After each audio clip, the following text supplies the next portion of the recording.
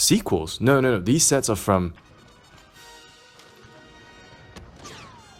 This is the All-Terrain Mega Caliber 6, or AT-M6, but you might have noticed that LEGO doesn't call it that. LEGO calls it the First Order Heavy Assault Walker, likely because the set was designed before the movie was finalized. I think it's unfortunate that most of the sequel ship designs that we got are just original trilogy ships recolored, but the AT-M6 is one pleasant exception. We'll start with these legs. While not super obvious in the movie, the front legs are actually different from the hind legs. They're longer and seated higher. What's more is that the two front legs are actually asymmetrical.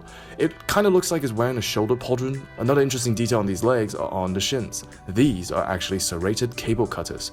And I find it kind of funny that the First Order, they looked at the Imperial AT-ATs and was like, yeah, we know they're vulnerable to being tripped by cables.